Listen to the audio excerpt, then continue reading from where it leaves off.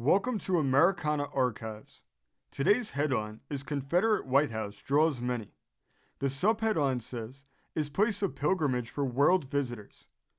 This story originally came from Richmond, Virginia. It says, in a side street, on a quiet hill, overlooking the turmoil of railroad yards and a patch of the turbulent James, the White House of the Confederacy in Richmond, Virginia, stands, more carefully tended and cherished today than in the heyday of its political importance. As a place of pilgrimage for visitors from all over the world, it has just passed through the most successful season of its 28 years as the museum of a lost cause. Looks like folks up north are just beginning to find out about the war, commented one of the white-haired guards, to whom the war, of course, means that fought between the states. For a long time, I reckon, they didn't write up much about it in their history books, but it must be different now. They don't seem to be able to find out enough about those days. Not a day goes by, but what some Northerners are here, and they are just as interested as if it was all about their own folks. Many come from the West too, and even from foreign countries. You'd be surprised at the interest English visitors take and how much they have read and studied about the Civil War. As he was speaking, the doorbell rang. It was 10 minutes to 5, and the museum closed at 5. Hadn't you better come back tomorrow? The visitor was asked, with consideration for his admission fee. Sorry, just got here and leaving first thing in the morning, was the reply. Many are interested. This, according to Miss Susan B. Harrison, House Regent, is a common occurrence. Many are the visitors to the White House of the Confederacy, who stop over between trains just for that purpose. Many, too, are those on the automobile highway to Florida, who arrange for a night in Richmond, that they may visit the old house on Clay Street before its closing hour. Most of the visitors come from afar. Altogether, they number from 10,000 to 12,000 in an average year. Frequently, more than 100 register there a day.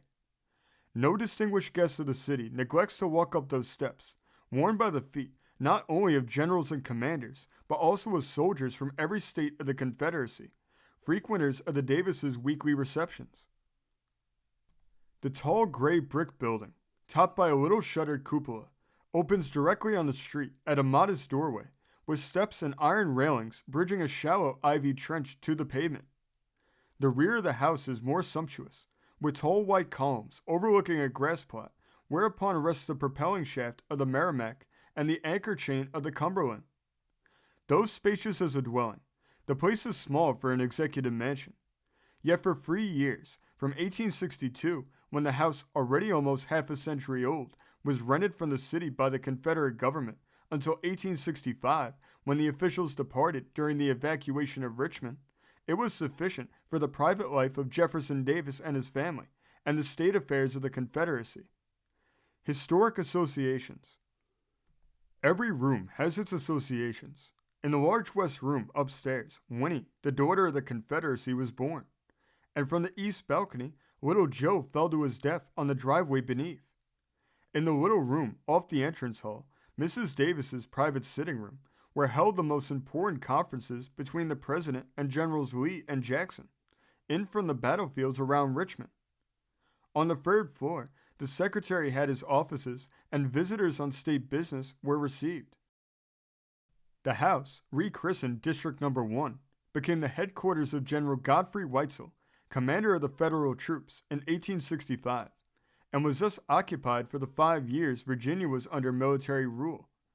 It then became a public school for more than 20 years, until it was turned over, neglected and dilapidated, to the Confederate Memorial Literary Society, an organization formed for its preservation.